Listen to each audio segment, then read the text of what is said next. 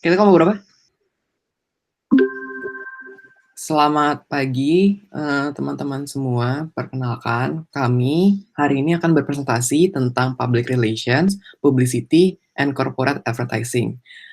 Saya Raffi Feruza-Tartiano dan kelompok saya ada Alfian Ariski Pratama, Enika Maria Viani, dan Mahocha Neola. Next. Pada hari ini kita akan belajar tentang public relation, process of public relation, publicity, dan corporate advertising. Next.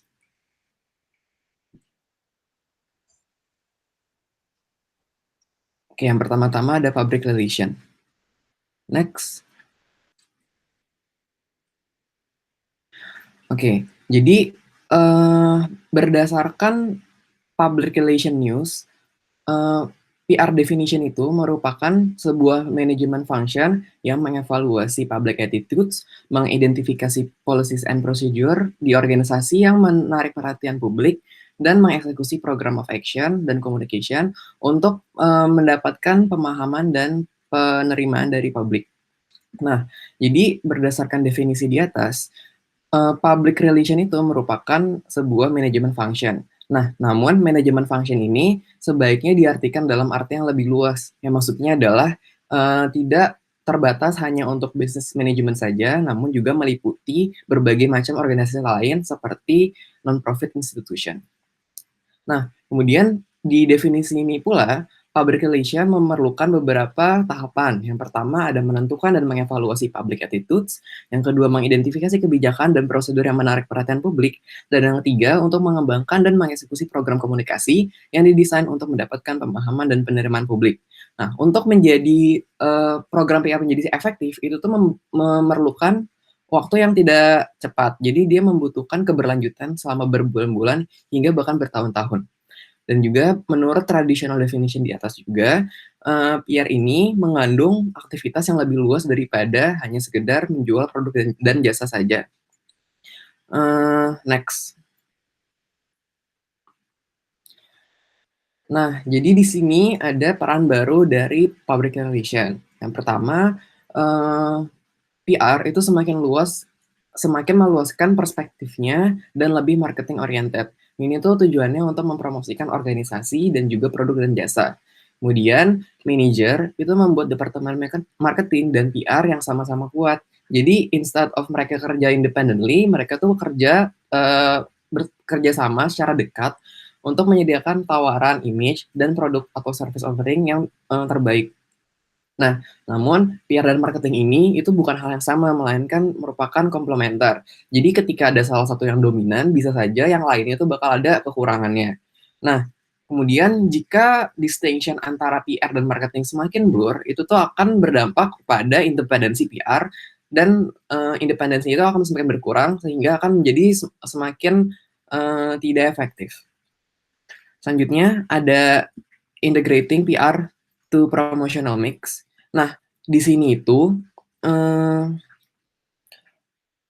peran PR itu harus meliputi kewajiban tradisional dan juga yang baru. Tradisional itu tuh yang tadi, yang dia mengevaluasi public attitudes dan identify policies procedure.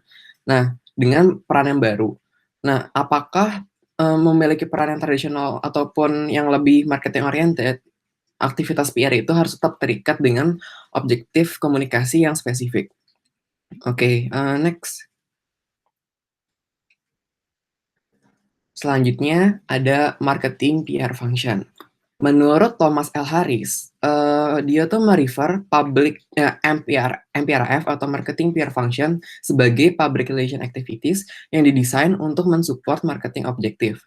Nah, apa aja sih marketing objektif yang dapat support oleh PR? Jadi contohnya ada misalnya raising awareness, terus menginformasikan atau mengedukasikan publik, kemudian dapat menambah understanding dari publik, bisa membangun trust atau kepercayaan, terus juga bisa memberikan alasan pada konsumen mengapa mereka harus membeli suatu barang atau produk yang ditawarkan, dan dapat memotivasi penerimaan dari konsumen.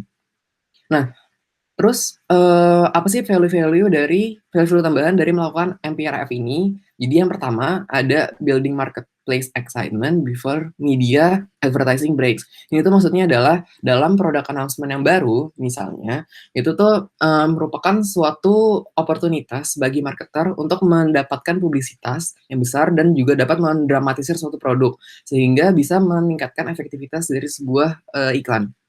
Kemudian selanjutnya value-nya adalah dapat mengimprove ROI atau return on investment. Jadi dengan mereduksi keseluruhan marketing cost, ini tuh dan juga mendeliver sebuah meaningful marketing outcomes, penggunaan MPRF ini juga dapat meningkatkan return on investment.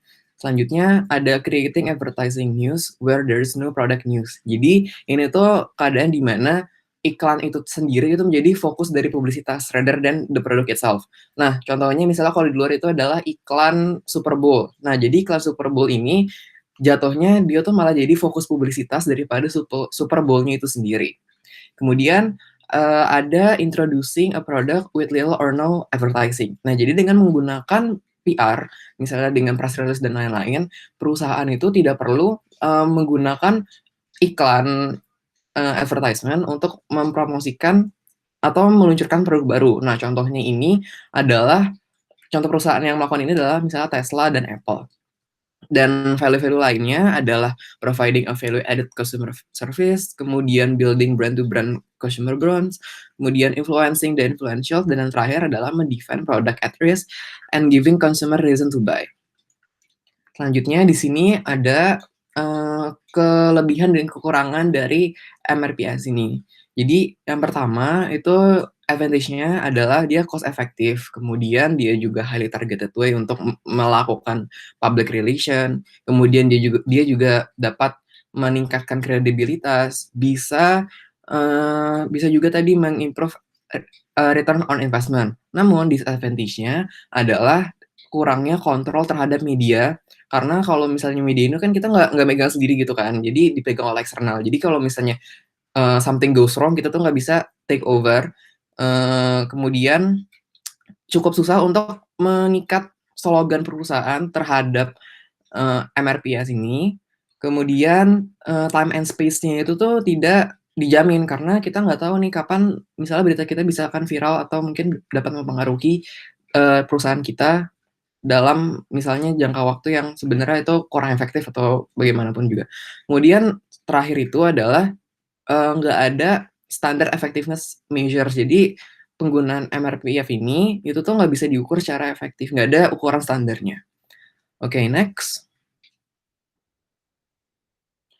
Selanjutnya ada proses of public relation. Next lagi. Jadi, kenapa sih, perusahaan sangat peduli sama public attitudes? Nah, jadi ternyata public attitudes ini tuh dapat mempengaruhi berbagai macam hal. Contohnya salah satu contohnya itu adalah dapat mempengaruhi sales dari perusahaan. Jadi misalnya kalau public attitudes terhadap perusahaan A ini kurang baik, bisa saja tuh sales di perusahaan A bisa menjadi drop. Contohnya itu adalah, kalau di Indonesia ya, yang beberapa bulan terakhir ini ada perusahaan seperti Unilever yang, secara publicity dia mendukung LGBT, di mana di Indonesia itu masih dilihat sebagai perilaku yang menyimpang. Nah, karena adanya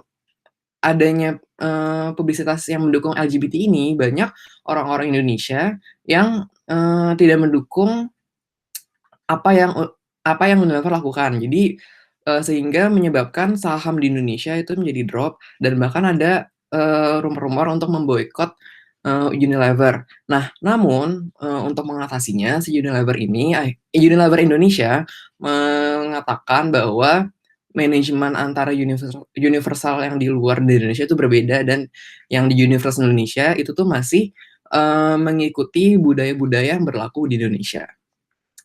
Nah, jadi, selain itu juga, ada juga nih yang bisa mendapatkan, eee, publisitas bagus dari public attitudes, yang membuat sales perusahaan, menjadi semakin naik gara-gara public attitudes terhadap perusahaan tersebut itu baik.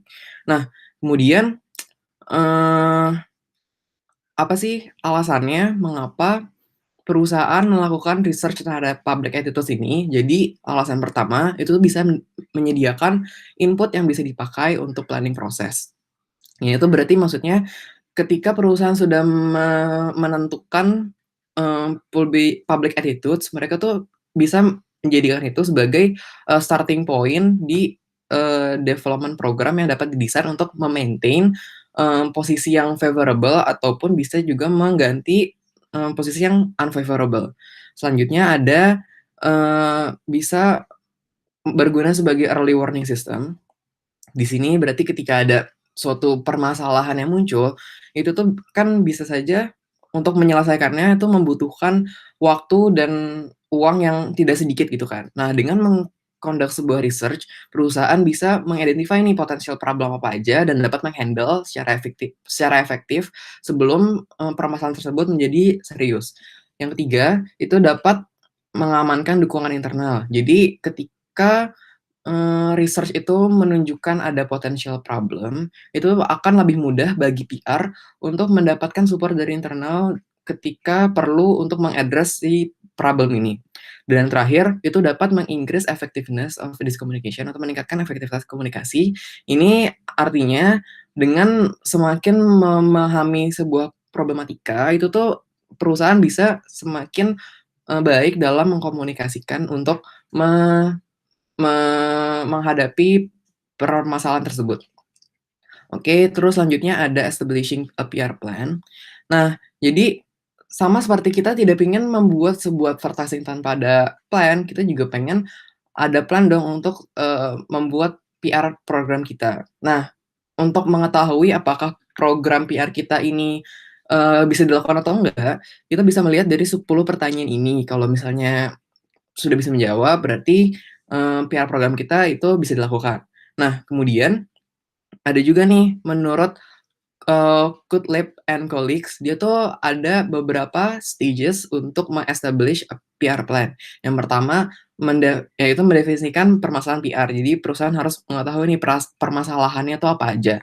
Kemudian selanjutnya dilakukan perencanaan dan program. Jadi perusahaan harus melakukan nih perencanaan apa aja untuk meng-handle permasalahan tersebut dan program apa aja yang cocok untuk meng-handle-nya. Kemudian yang ketiga itu beraksi dan berkomunikasi, yaitu berarti perusahaan melakukan program tersebut dan berkomunikasi pada publik, dan terakhir adalah mengevaluasi program apakah program tersebut efektif atau tidak. Oke, selanjutnya akan dijelaskan oleh teman saya. Baik, perkenalkan saya Alfian, tapi sebelumnya mohon maaf Bu Cici dan teman-teman semua tidak bisa menyalakan kamera karena masalah jaringan. Baik, saya akan melanjutkan mengenai daftar pertanyaan untuk mengevaluasi rencana PR yang telah disinggung oleh rekan saya sebelumnya, masih di bagian developing and executing the PR program. Jadi ada 10 pertanyaan yang bisa digunakan untuk mengevaluasi. Yang pertama seperti apakah rencananya merefleksikan kondisi bisnis perusahaan secara lengkap, kemudian apakah programnya dibuat berdasarkan riset dan sumber daya yang baik, kemudian apakah rencananya sudah meliputi analisis lengkap dari cakupan editorial terkini, dan seterusnya hingga meliputi riset, apakah riset tujuan, aktivitas, dan evaluasi program saling terkait, dan yang terakhir yaitu apakah Departemen PR berkomunikasi dengan tim marketing dalam mengembangkan program. Seperti yang telah disinggung oleh rekan saya sebelumnya bahwa integrasi di antara keduanya sangat penting untuk memastikan bahwa komunikasi perusahaan dan wajah perusahaan di mata publik itu tetap konsisten. Selanjutnya, nah, kemudian masuk kepada determining relevant target audience. Jadi ini terbagi dua, ada internal audience dan external audience. Untuk lebih lengkapnya ada di slide berikutnya. Silahkan. Nah, jadi untuk internal audience, jadi ini adalah audiens internal meliputi pegawai perusahaan. Nah, apa sih tujuannya? Bahwa kok internal perusahaan, tapi kok masih jadi target audiens juga dari PR. Jadi tujuannya adalah untuk menjaga moral dan menampilkan prestasi perusahaan. Jadi kita kan tahu bahwa pegawai kan juga tidak semuanya tahu gitu perkembangan perusahaan secara besar seperti apa. Nah, di sini pentingnya PR untuk memastikan bahwa moral pegawai terjaga dan merasa bangga gitu bekerja di perusahaan ini karena loh kita banyak kalau punya prestasi, kita punya banyak capaian sehingga pegawai itu tetap semangat dalam bekerja. Dan yang kedua yang tidak kalah penting adalah para stockholders dan investors.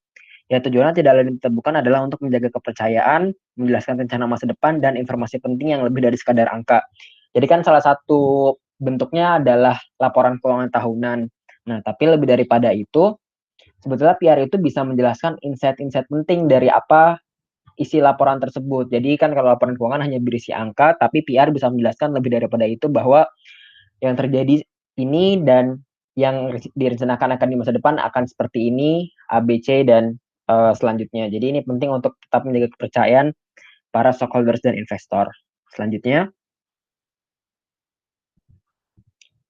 nah, masuk kepada audiens eksternal, ini ada banyak, ada 7, akan saya jelaskan satu persatu. Yang pertama adalah community members atau masyarakat yang tinggal di sekitar lokasi perusahaan. Tujuannya adalah menunjukkan keberpihakan perusahaan. Jadi kan kita tahu bahwa perusahaan itu kan hidup berdampingan dengan masyarakat ya. Jadi seringkali kalau tidak dibangun hubungan yang baik dan masyarakat menganggap ada hal buruk terhadap perusahaan ini, bahwa nanti masyarakat ini bisa tidak suka dengan keberadaan perusahaan. Dan di sinilah pentingnya PR, bahwa masyarakat sekitar itu tahu bagaimana sih stance-nya dari perusahaan. Nah, di sini makanya pentingnya untuk menunjukkan keberpihakan perusahaan. Kemudian yang kedua, ada suppliers dan customers yang tujuannya adalah menjaga hubungan dan nama baik perusahaan. Jadi kita tahu kan suppliers itu kan yang mensuplai bahan kebutuhan gitu, input untuk produksi perusahaan, dan customers adalah para pembeli, dan menjaga hubungan di antara keduanya menjadi sangat penting karena jika salah satu ada yang terganggu kan juga itu akan mengganggu proses bisnis perusahaan. Kemudian yang ketiga adalah di media, ya tujuannya PR adalah untuk memastikan berita yang dibuat itu baik. Jadi sebetulnya yang sering kita tahu kan bahwa media ini menulis apa yang sebetulnya bukan tidak baik ya, tapi kurang menguntungkan lah untuk perusahaan. Nah, di sini pentingnya departemen PR untuk bisa menjaga komunikasi, berhubungan baik dengan media, dan sehingga memastikan bahwa apa yang ditulis tentang perusahaan kita itu sesuatu yang sangat baik. Dan yang terakhir adalah educators, meliputi seperti universitas, para profesor, lembaga sertifikasi, dan lainnya.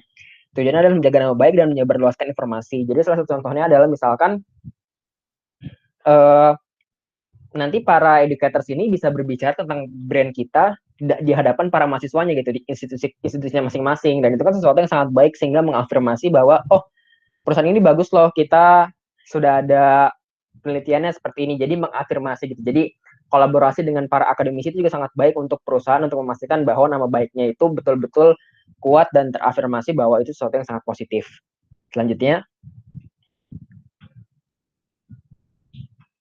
nah yang kelima itu ada organisasi bisnis dan organisasi sipil.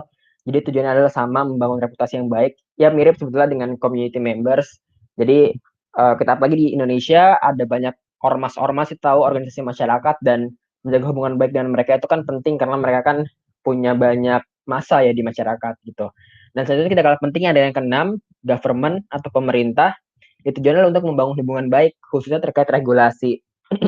Jadi tujuannya adalah komunikasi dengan pemerintah itu harus berjalan lancar sehingga perusahaan itu bisa mengantisipasi jika ada peraturan-peraturan yang berpotensi untuk disahkan di masa depan sehingga perusahaan sudah bisa menyesuaikan, atau kalaupun ada isu-isu miring mengenai perusahaan yang berpotensi untuk melanggar regulasi yang ada, perusahaan bisa segera mengklarifikasi atau memberikan informasi sehingga pemerintah tidak menjatuhkan sanksi kepada perusahaan kita. Dan yang terakhir adalah financial groups, ya tujuannya adalah menjadi investor potensial di masa depan yang bisa menjadi para stockholders dan investor untuk masalah pendanaan perusahaan. Selanjutnya, nah, mengenai implementing the PR program, ada apa aja sih tools yang bisa digunakan dalam PR? Yang pertama itu ada the press release. Nah, sama tujuannya seperti yang tadi, ini adalah untuk menjaga moral dan menampilkan prestasi perusahaan. Sebetulnya press release itu kan seperti ada tulisan gitu ya, maksudnya kita membuat rilis massa gitu dari perusahaan, PR-nya kayak apa sih sebetulnya yang sudah dicapai oleh perusahaan, apa yang akan dilakukan oleh perusahaan, rencana apa yang akan dilakukan, dan sebagainya itu untuk menjaga moral dan menampilkan prestasi perusahaan. Kemudian kedua, press conference atau ya mengundang media, ini juga sama untuk menampilkan capaian besar perusahaan. Jadi kan seringkali ada press conference dari perusahaan tertentu mengundang berbagai macam media baik nasional atau internasional ya kan, tujuannya untuk menunjukkan milestone perusahaan. Dan yang ketiga itu ada eksklusif. Jadi sebetulnya ini semacam kebijakan. Jadi nanti perusahaan itu memilih salah satu media yang khusus yang dapat menampilkan informasi secara substantif gitu. Misalkan hanya di televisi itu saja gitu, stasiun TV itu saja dari jam sekian sampai jam sekian itu khusus untuk perusahaan ini, atau memiliki channel sendiri yang sangat eksklusif gitu. Seperti itu contohnya. Kemudian yang keempat ada interviews, ini juga bagian dari PR tools. Ini untuk penjelasan mendalam atau isu besar. Mungkin kalau kita tahu saat ini lazim dengan istilah klarifikasi atau misalkan melalui podcast atau interview itu kan juga bagian dari interview, dan tujuannya dari interviewnya adalah untuk ada penjelasan lebih dalam gitu tentang isu tersebut gitu, sehingga masyarakat itu bisa tahu jawaban sebetulnya apa, kan dibandingkan press release, press conference kan itu jauh lebih singkat gitu dibandingkan interview, dan interview ini bisa menangkis isu-isu yang sangat krusial dan berpotensi memiliki masalah besar, sehingga perusahaan dapat menjelaskan secara lebih baik gitu. Selanjutnya, nah yang kelima ini ada community involvement. Jadi sama seperti tadi, jika ada targetnya untuk community members, maka kegiatannya adalah community involvement, yaitu melibatkan komunitas lokal agar lebih organik. Jadi kan kita tahu bahwa kalau sifatnya iklan itu kan apa ya, masyarakat itu merasa itu kan sangat iklan lah gitu, sangat cenderungnya itu buatan gitu, di setting. Nah, community involvement ini bisa membuat citra perusahaan itu lebih organik karena engagement-nya lebih terasa dan lebih dapat lah gitu jika masyarakat itu secara organik, dan ini penting untuk membangun image perusahaan yang jauh lebih terlihat original gitu, lebih organik. Nah, selanjutnya yang keenam ada internet. Ya kita tahu bahwa sebenarnya ini sama dengan sebelumnya, tujuan untuk merespon isu dan jaga hubungan baik, apalagi seiring zaman yang semakin terkoneksi dengan kecepatan internet, tentu internet menjadi hal penting yang harus dijaga oleh perusahaan gitu, harus bisa dimaksimalkan dengan baik. Dan yang terakhir ada social networks dan blogs, ini sama bagian lebih spesifik dari internet, tujuannya untuk informasi terkait produk dan promosi. Jadi kalau social network dan blogs ini bisa jauh lebih dalam, misalkan seperti ada review produk, kemudian juga ada informasi mengenai kebijakan promosi, dan kebijakan-kebijakan lainnya yang lebih butuh eksplorasi dan penjelasan lebih dalam lah gitu, seperti ada tulisan atau review gitu. Selanjutnya, nah mengenai advantages and disadvantages of PR. Jadi ada beberapa kelebihan PR dan juga ada beberapa kekurangannya. Nah, kelebihannya di antaranya adalah pertama mengenai kredibilitas, lebih meyakinkan dibandingkan iklan. Ya, jadi salah satu kelebihan dari PR adalah kalau iklan itu terlihat sangat settingan gitu, sangat dibuat. Sedangkan kalau PR ini kan lebih organik tadi ya sudah disampaikan. Jadi masyarakat itu bisa merasa lebih yakin bahwa oh ini memang seperti ini loh perusahaannya, sangat baik image-nya, punya kedekatan dengan masyarakat lokal, punya keberpihakan terhadap isu lingkungan, terhadap isu ini, terhadap isu itu kan jauh lebih organik ya gitu bagi masyarakat. Nah, ini salah satu kelebihan dari PR tentu saja, karena bisa lebih eee, engagement gitu, lebih bisa engage gitu dengan masyarakat, dan ini kan bentuk program yang dilakukan oleh pihak perusahaan gitu. Kemudian yang kedua ada cost. Ternyata cost dari PR ini lebih murah dibandingkan membuat iklan, karena sebetulnya lebih murah karena tadi bisa jauh lebih organik, dan juga sebetulnya tidak butuh begitu banyak biaya, asalkan dapat dilakukan secara efektif dan tepat sasaran gitu mengenai kampanye-kampanye PR yang dilakukan oleh perusahaan. Dan yang ketiga, avoidance of clutter. Jadi ini tidak merusak dari iklan, karena sebetulnya walaupun memang ada persinggungan yang sangat besar gitu antara PR dan marketing, tapi sebetulnya PR itu jauh lebih seperti informasi gitu jatuhnya, lebih konstan gitu dibanding iklan yang memang datangnya hanya pada momen tertentu saja gitu, lebih temporer gitu. Sehingga dianggap sebagai berita baru yang menarik. Jadi mengenai produk baru misalkan ada launching dari perusahaan A. Kalau iklan kan bentuknya ya udah gitu, misalkan ini menginformasikan apa kelebihan produknya, apa ininya. Nah, kalau PR itu jauh lebih seperti ulasan gitu, dan itu kan jauh lebih sepertinya, jadi ketika baca PR itu seperti menambah pengetahuan aja, walaupun sebetulnya itu juga bagian dari promosi juga dari perusahaan secara tidak langsung gitu. Selanjutnya, nah yang keempat itu ada lead generation. Jadi efeknya dari ketika produk perusahaan ini begitu menarik, itu suatu yang pencapaian besar, itu kan akan menarik ya bagi banyak orang yang untuk dibaca, dan ini akan mempengaruhi banyak orang yang berorientasi untuk meningkatkan penjualan. Jadi sebetulnya orang-orang yang mereka tertarik itu karena membaca ulasan atau membaca berita mengenai perusahaan yang sudah dipersiapkan oleh PR, itu juga akan berorientasi pada penjualan pada akhirnya. Jadi bisa akan memberikan rekomendasi, ada landasan-landasan ilmiahnya, ada argumentasi-argumentasi yang kuat gitu bahwa oh produk ini baik loh, perusahaan ini bagus loh. Kemarin di media ini tulisannya ABCD gitu, terus ini juga sudah diafirmasi oleh institusi A gitu, oleh profesor A gitu, itu kan akan pada akhirnya berorientasi pada penjualan juga. Nah, yang kelima kemudian adalah ability to reach specific groups. Nah, jadi kalau iklan itu kan kita punya kendala bahwa ada segmen-segmen tertentu ya yang harus disasar dan itu tidak murah biayanya. Nah, melalui PR ini karena cenderung lebih organik dan lebih natural gitu dalam memberikan ulasan, maka ini bisa lebih luas cakupannya selama medianya itu mencakup lebih banyak orang juga dan ini cukup kuat karena sangat otentik gitu. Jadi kan tadi kekuatannya, jadi ini lebih terlihat asli gitu dibandingkan iklan yang cenderung buatan gitu, yang settingan gitu. Nah, yang terakhir itu ada image building. Jadi ya ini untuk membangun image positif perusahaan yang menolong di saat krisis. Jadi contohnya misalkan seperti ada misalkan brand Samsung waktu itu ada produknya yang di-recall karena meledak di atas pesawat, misalkan Samsung Note 7 gitu kalau nggak salah. Nah, ketika brand Samsung itu sudah sangat kuat gitu, ketika ada masalah seperti itu, maka yang terjadi adalah masyarakat tidak terlalu lama gitu tenggelam dalam bukti-bukti presiden buruk bahwa, "Wah, ini gimana sih Samsung bikin produk kok jelek?" Nah, tapi ketika image building-nya sudah baik, sudah dibangun dari lama, maka itu hanya sebentar lah, hanya selewat gitu dan itu bisa segera diperbaiki dan itu salah satu yang menolong adalah image positif dari PR gitu, baik ketika krisis itu berlangsung ataupun sudah dibangun sejak lama mengenai image perusahaan tersebut gitu. Selanjutnya, nah ini mengenai disadvantage of PR, jadi ini berpotensi menjadi proses komunikasi yang terputus karena masyarakat itu tidak tahu sebetulnya ini asalnya dari mana, karena tidak secara jelas kan, secara gamblang dijelaskan ini dari mana asalnya dan di minat masyarakat itu tidak berorientasi pada satu merek tertentu. Nah itu dia karena tidak jelaskan secara gamblang source dari PR ini, maka seringkali gagal nih. Oh, tidak tidak ter-image satu merek tertentu yang padahal kan itu kan sebenarnya tujuan dari perusahaan juga kan. Makanya uh, tim PR itu berkoordinasi dengan tim marketing. Nah, terlebih jika tanpa koordinasi dengan tim marketing sangat berpotensi menghasilkan inkonsistensi komunikasi yang pada akhirnya sia-sia dan justru merugikan perusahaan. Nah, ini dia. Jadi, walaupun PR itu mirip dengan marketing, tapi sebetulnya bagaimana cara mereka melakukan komunikasi itu berbeda. Nah, tapi di sini tetap penting bahwa seharusnya PR dan marketing itu memiliki pesan yang konsisten gitu terhadap masyarakat mengenai brand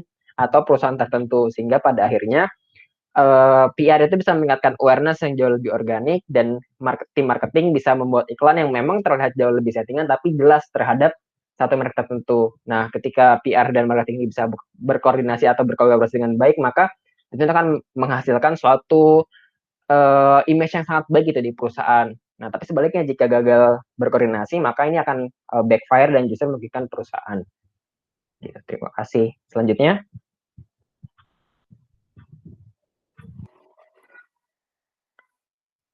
Oke, baik. Selanjutnya presentasi akan saya lanjutkan. Di sini kita akan membahas tentang measuring the effectiveness of PR. Secara singkat kita bisa langsung sebut evaluasi lah dari PR yang udah dilakukan. Nah, kenapa sih evaluasi ini penting dan apa sih keunggulannya kalau perusahaan itu melakukan evaluasi ini? Jadi keunggulannya itu ada 3. Yang pertama ada dengan adanya evaluasi memberitahu nih manajemen tentang apa yang telah dicapai melalui PR ini. Terus selanjutnya juga memberi memberi manajemen itu cara untuk mengukur pencapaian PR ini secara kuantitatif. Terus juga, dengan evaluasi menjadikan, apa ya, memberikan cara kepada manajemen untuk menilai kualitas pencapaian dari aktivitas PR-nya itu sendiri. Selain itu juga, berdasarkan Public Relations Society of America, terdapat beberapa manfaat dari PR itu sendiri. Yang pertama terkait validasi hasil, jadi dengan kita mengevaluasi PR, jadi kita bisa ngevalidasi nih hasil dari usaha untuk melakukan PR itu sendiri. Selanjutnya dengan ini juga kita bisa menghubungkan hasil dengan, output bisnis nantinya gitu, yang selanjutnya juga mewujudkan tujuan dari organisasi. Dan juga, dengan kita mengevaluasi dapat menawarkan hasil evaluasi ini kepada, pihak-pihak yang mendanai dari PR itu sendiri. Terus juga dengan evaluasi dapat menetapkan tujuan yang lebih cerdas nih, dengan mengembangkan strategi yang lebih baik, terus menerapkan taktik yang lebih menarik juga. Selanjutnya dapat juga melakukan penyesuaian dan koreksi di tengah jalan, karena kita udah sempat ngoreksi PR-nya di beberapa periode dan itu ternyata kita proses dari, bisnis keseluruhannya belum sampai final, ya jadi kita masih untung karena kita masih punya waktu evaluasi di tengah-tengah ini gitu, nggak sampai final. Terus juga, secara teratur dapat menyesuaikan pendekatan pengukuran mereka berdasarkan perubahan tujuan atau nanti di tengah-tengah ada pesaing baru, terus, mungkin nanti di tengah juga ada praktik terbaik yang, muncul dan itu bisa diaplikasikan. Nah, terus berdasarkan Mark Weiner, dia tuh nyampein nih, ada metode yang bisa dipakai buat, mengevaluasi PR itu sendiri. Apa aja? Jadi yang pertama itu ada media content analysis. Jadi, ini itu identifikasi secara sistematis dan objektif tentang karakteristik pesan yang muncul di media, terus menganalisis konten untuk menentukan tren dan persepsi yang relevan dengan produk atau mereknya itu sendiri. Yang kedua itu survei research, jadi menilai secara kuantitatif sikap konsumen terhadap produk atau mereknya. Dan yang ketiga terkait dengan marketing mix modeling, jadi menggambarkan, data dari berbagai sumber dan mengintegrasikannya untuk, memberikan, insight tentang proses yang baik untuk dipilih itu yang seperti apa. Oke, next. Jadi kita akan bahas tentang publicity atau publicity atau publisitas ya. Ya, jadi ini merupakan, pembuatan, berita atau info-info yang untuk disebarkan gitu, tentang seseorang, produk, ataupun layanan yang muncul di media penyiaran, media cetak, dan media-media yang lain lah, seperti itu. Jadi, publisitas ini sebenarnya beririsan gitu sama public relation yang teman-teman sebelumnya tadi udah jelaskan. Nah, tapi sebenarnya ada perbedaan utama nih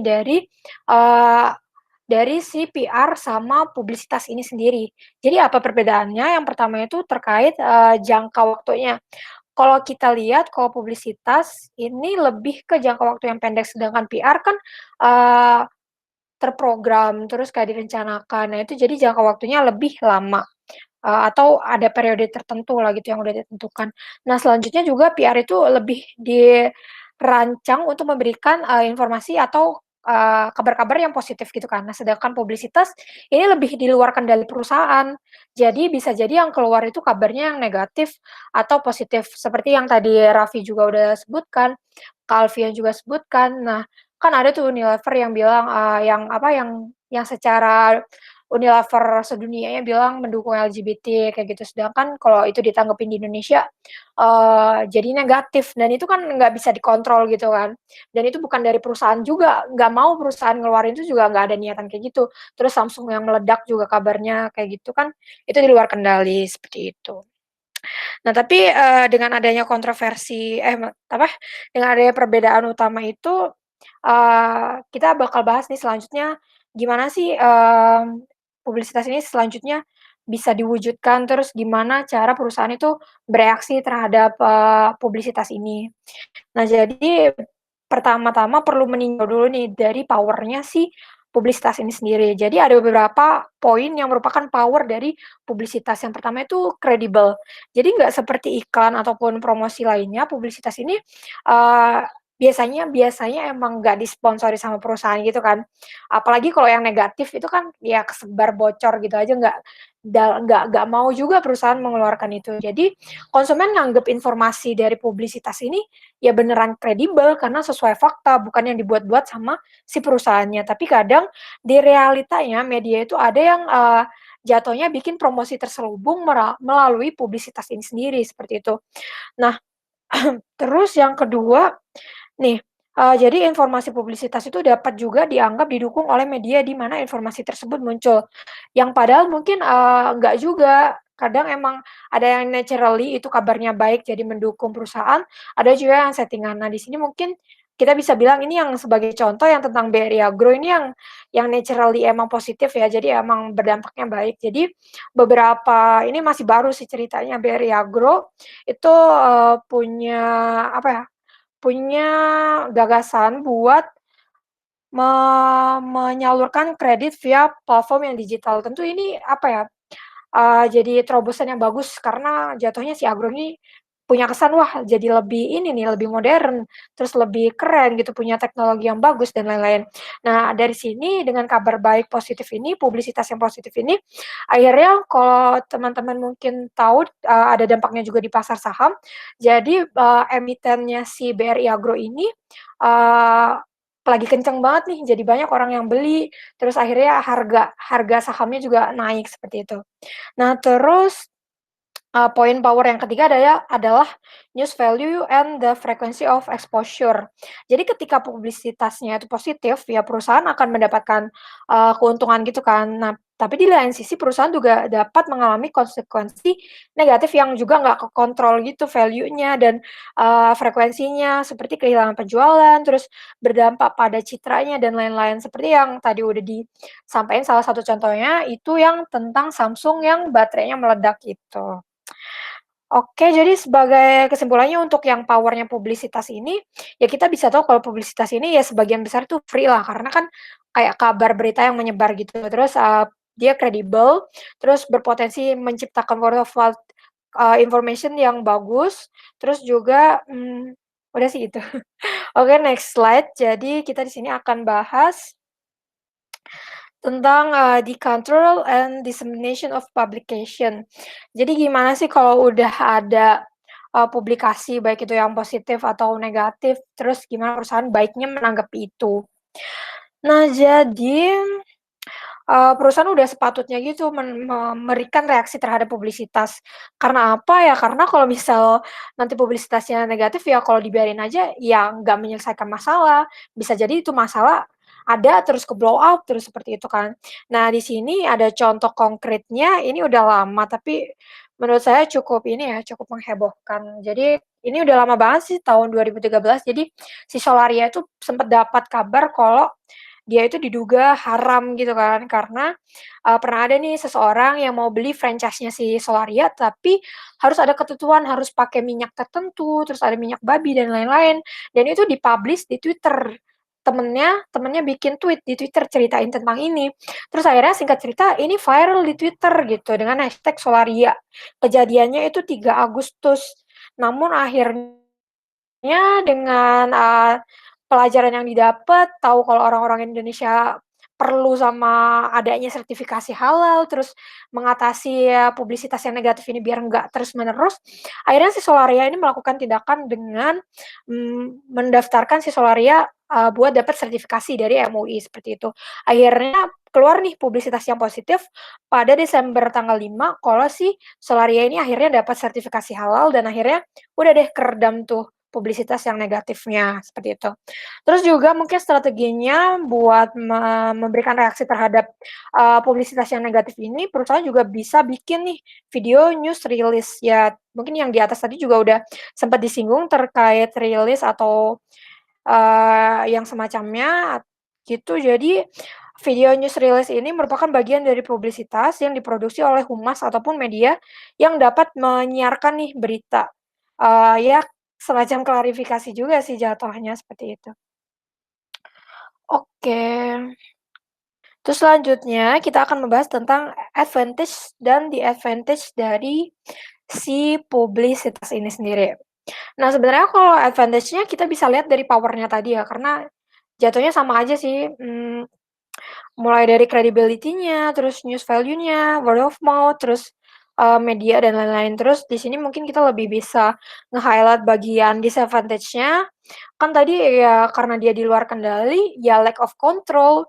Jadi yang viral-viral itu juga susah gitu buat kita, gimana caranya nge-take down semua yang viral, sedangkan semuanya udah kesebar di mana-mana, baik itu di Twitter, mungkin Instagram, TikTok, dan lain-lain.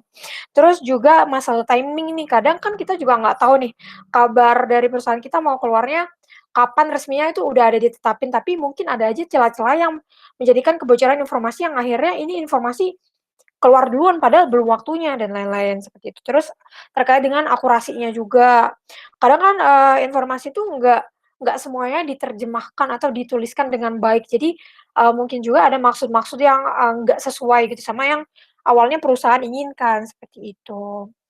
Itu disadvantage-nya, terus advantage-nya juga udah. Sekarang kita akan bahas tentang gimana sih ngukur dari efektivitas dari publisitas ini sendiri.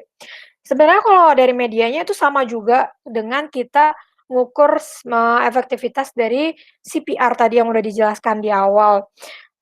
Terkait dengan ada media content analysis, terus survei juga, terus ada marketing mix modeling. Mungkin di sini yang bisa, kita tahu adalah model efektivitas yang tradisional itu akhirnya bisa memberikan jalan untuk langkah-langkah baru karena, sekarang ya dunia digital gitu menjadi lebih penting gitu kan dalam program komunikasi perusahaan, baik yang besar ataupun yang kecil, seperti itu.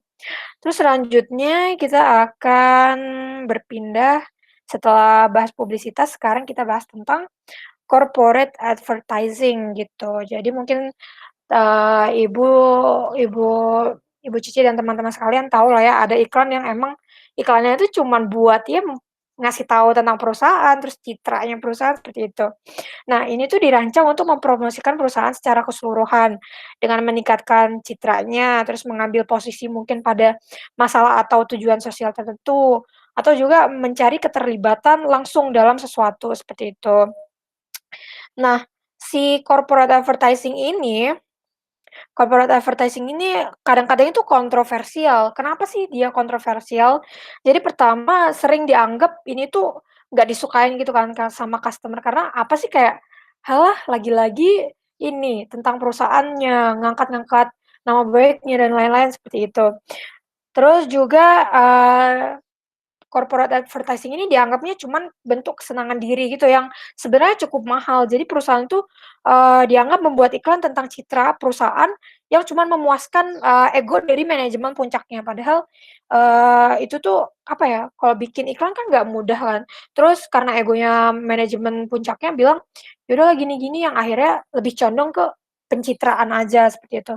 Terus perusahaan yang ketiga nih, perusahaan pasti dalam masalah. Jadi dianggapnya kalau perusahaan lagi bikin iklan tentang corporate-nya, itu menandakan kalau perusahaan ini lagi butuh pencitraan nih, karena sempat diterpa kabar jelek dan lain-lain seperti itu. Terus juga, iklan perusahaan ini hanya buang-buang uang jatuhnya, yaitu tadi, karena kayak masih banyak juga mungkin iklan yang bisa lebih diprioritaskan buat produk atau program yang lebih relevan sama, perusahaannya, seperti itu.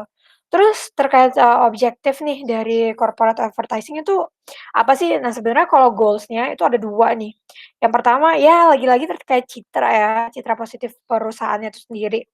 Dan yang kedua itu mengkomunikasikan pandangan organisasi tentang masalah sosial, bisnis, dan lingkungan yang sedang terjadi ini belakangan ini. Terus implementasi spesifiknya itu biasanya seperti apa sih? Jadi ya dengan meningkatkan moral karyawan dan memperlancar hubungan kerja, terus juga, ini bisa membantu industri yang, baru diregulasi itu meredakan ketidakpastian konsumen atau kebelum percayaan konsumen dan menjawab pertanyaan investor, ini ke depannya mau gimana. Terus juga, si corporate advertising bisa juga membantu perusahaan yang diversifikasi membangun identitasnya nih, untuk perusahaan induk daripada hanya mengandalkan nama mereknya aja. Nah, seperti yang ditunjukkan oleh tujuan ini pada akhirnya si, corporate advertising ini menargetkan baik yang audiens internal ataupun eksternal. Oke, itu sekian dari saya Mahocha, selanjutnya akan dilanjutkan oleh teman saya Nika. Oke, selanjutnya kita akan masuk ke tipe-tipe apa aja sih yang di corporate advertising.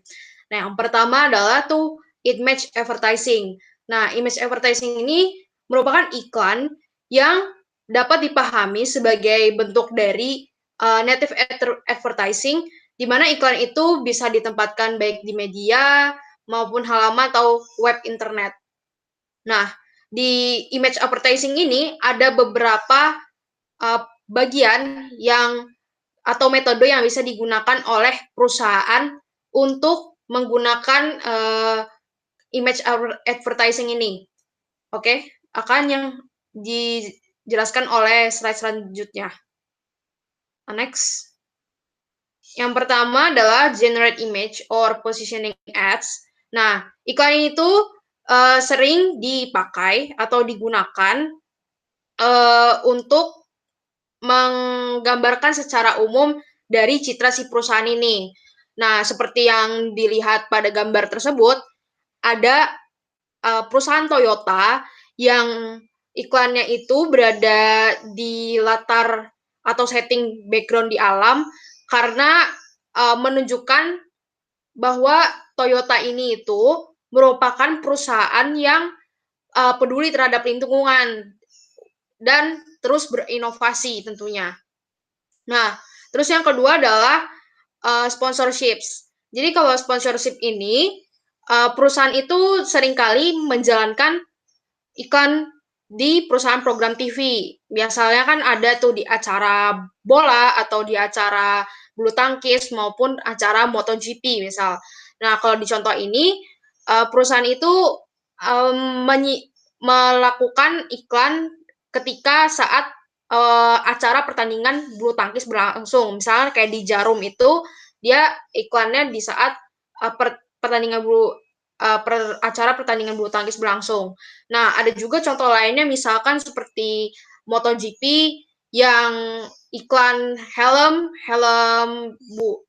KYT yang ditayangkan pada saat acara MotoGP itu berlangsung. Next. Kita lanjut ke bagian selanjutnya mengenai dari image advertising lainnya itu recruiting. Jadi recruiting ini tuh adalah advertising di mana tujuannya adalah untuk menarik calon pekerja atau calon karyawan.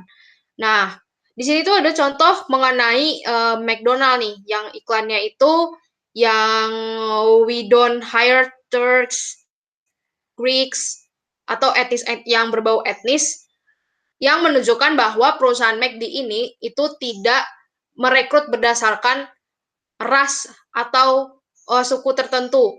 Mereka tuh benar-benar merekrut orang yang berdasarkan kemampuan dari si individunya sendiri. Makanya jenis advertising-nya tuh dalam bentuk recruiting tuh seperti ini gitu. Nah, selanjutnya itu ada generating financial support. Jadi itu generating financial support ini tuh advertising yang bertujuan untuk menarik calon investor saham dengan menampilkan reputasi serta penghargaan yang didapatkan oleh si perusahaan ini. Contohnya tuh kayak perusahaan Kitabisa yang mendapatkan Padma Award dari Kemensos. Jadi mereka itu menampilkan semacam apa aja sih kinerja dan reputasinya di publik gitu. Next. Lalu selanjutnya tuh ada corporate advertising. Nah, jadi kalau corporate advertising ini itu semacam jenis advertising yang dipakai oleh perusahaan lainnya yang metodenya ada event sponsorship, advocacy advertising, sama cause-related advertising. Ini bagian selanjutnya tentang bagaimana tipe-tipe dari corporate advertising sendiri.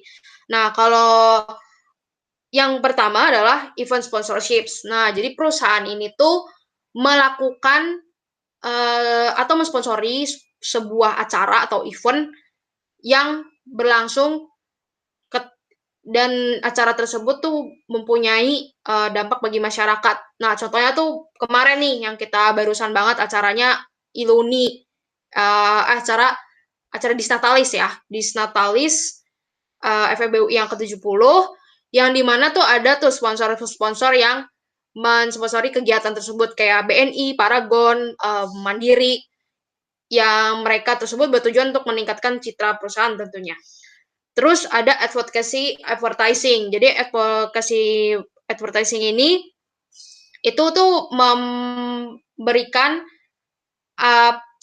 semacam advertising yang bertujuan untuk mengangkat isu-isu sosial, politik, maupun isu-isu publik yang sedang terjadi. Nah, contohnya tuh sekarang nih lagi tren yang dimana ada RUU PKS yang masih saat ini tuh belum disahkan oleh pemerintah. Nah, The Body Shop ini mengambil langkah untuk melakukan advocacy advertising dengan mengajak para wanita atau mengajak konsumen untuk mengisi petisi mengenai segera disahkannya RUU PKS. Nah, dari dari contoh tersebut, dari dia melakukan petisi, terus dia membuat publish iklan yang berbau advokasi mengenai RUU PKS, itu mereka telah melakukan suatu mengangkat isu yang sedang terjadi di Indonesia sendiri. Nah, terus ada juga selanjutnya adalah cost related advertising. Jadi kalau cost related advertising itu iklannya ini atau advertising-nya ini tuh memberikan sebuah semacam kontribusi kepada masyarakat yang dimana mereka menunjukkan bahwa mereka tuh nggak cuman hanya bisnis aja, tapi perusahaan ini tuh bisa melakukan impact kepada masyarakat atau impact terhadap sosial gitu. Contohnya tuh yang ada di Miniso nih. Jadi di Miniso ini kan dia itu melakukan atau menyumbangkan profitnya. Jadi mengajak masyarakat yang misalkan berbelanja nih di Miniso tuh dia telah melakukan donasi sebanyak Rp500 untuk korban gempa di Palu dan korban gempa tsunami di Palu dan Donggala. Jadi hasil dari penjualan tersebut itu disumbangin tuh dalam bentuk donasi tunai sebanyak 123.177.500.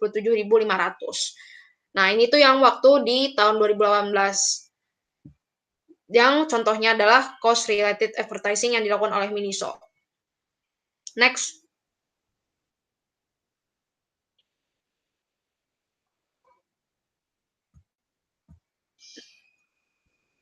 Oke.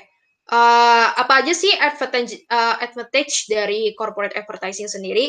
Nah, jadi ada beberapa advantage ya tentunya yang pastinya itu berguna bagi perusahaan ya, atau bermanfaat bagi perusahaan.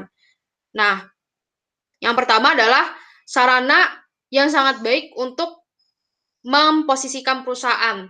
Nah, ketika dia melakukan advertising yang berbau isu sosial atau mengajak masyarakat, tentunya ini itu menjadi hal yang positif untuk memposisikan perusahaan ini tuh menjadi perusahaan tersebut menjadi perusahaan yang sangat dekat dengan masyarakat lah. Terus kedua adalah dapat memanfaatkan manfaat yang diperoleh oleh public relation tentunya. Jadi kan dari advertising yang dilakukan oleh corporate biasanya kan melakukan pendekatan kepada masyarakat tentunya yang peran tersebut diambil oleh public relations. Jadi manfaat-manfaat yang PR lakukan seperti dekat dengan masyarakat tentunya dia mendapatkan semacam istilahnya feedback yang nantinya itu meningkatkan juga awareness dari perusahaannya ini gitu. Lalu dari selanjutnya advantage lainnya itu adalah itu menargetkan target market tertentu. Jadi misalkan nih karena produknya ini adalah produk olahraga yang tentunya tuh yang dipakai produk olahraga ini adalah seorang gender laki-laki, maka perusahaan itu tuh bisa nargetin nih secara pasti. Oh, kalau misalnya saya targetnya melakukan advertising di saat pertandingan bola berlangsung, maka saya bisa menargetkan produk tersebut targetnya tuh tersampaikan dari pesan advertising tersebut. Nah, terus selanjutnya ada advantage, tentunya ada disadvantage. Next slide. Oke.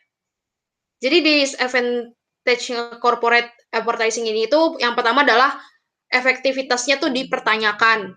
Jadi itu sebenarnya yang dari apakah awareness yang meningkat atau enggak, atau citra perusahaannya semakin baik, apakah itu tuh bisa efektif atau tidak, karena tidak ada bukti yang kuat untuk mendukung keyakinan tersebut gitu, bahwa periklanan perusahaan tuh bisa berhasil. Nah, banyak yang meragukan dari data-data yang didapatkan ketika untuk mengukur efektivitas dari corporate advertising sendiri. Nah, terus yang kedua adalah isu etika. Jadi bahwa perusahaan itu perusahaan yang melakukan corporate advertising ini kan umumnya adalah perusahaan besar yang udah banyak banyak uang maupun secara finansial sangat sangat baik gitu. Karena dengan adanya dia punya modal yang besar dan punya banyak uang, tentunya dia bisa secara tidak langsung bisa mengontrol opini publik secara nggak adil. Jadi mereka itu bisa aja mungkin bisa dikatakan kayak mempengaruhi konsumen untuk opininya tuh selalu baik gitu terhadap perusahaannya ini. Nah, kadang di banyak yang mengkonsumsi pengguna tuh masih melihat iklan seperti itu enggak adil gitu dan hal tersebut bisa jadi dapat menimbulkan pandangan negatif dari sponsor tersendiri. Nah, terus bagaimana sih cara mengukur efektivitas periklanan perusahaan? Next slide. Yang pertama adalah attitude survey. Jadi attitude survey itu salah satu cara mengetahui efektivitas periklanan perusahaan untuk mendapatkan wawasan tentang masyarakat maupun investor terhadap reaksi suatu iklan. Nah, terus selanjutnya adalah studies relating corporate advertising and stock prices. Jadi ini tuh melakukan sejumlah penelitian mengenai pengaruh berbagai elemen dari iklan perusahaan di posisi di majalah, efek sumber, dan lain-lain terhadap harga saham. Jadi misalkan nih, ada corporate advertising yang dilakukan oleh Indomie misalkan di sebuah pertandingan sepak bola. Nah, kan dia perusahaan yang go public kan. Nah, ketika dia bisa mensponsori acara event yang olahraga yang besar, dari situ kan bisa terlihat harga sahamnya seperti apa. Jadi itu melakukan efektivitasnya itu apakah sahamnya tersebut bisa harganya tuh sangat baik ketika dia mau sponsori suatu acara atau malah justru sebaliknya gitu. Terus ada yang namanya focus group research. Nah, focus group research ini tuh digunakan untuk mengetahui investor apa ingin melihat sebuah iklan dan bagaimana mereka tuh merespon setelah iklan tuh dikembangkan. Apakah seperti iklan berorientasi produk, metode itu tuh punya keterbatasan tentunya. Walaupun focus group research ini tuh merupakan suatu pengukuran yang efektif. Oke, sekian presentasi dari kelompok B urutan 5. Jika ada pertanyaan nantinya bisa ditanyakan pada saat sesi kelas besok. Terima kasih.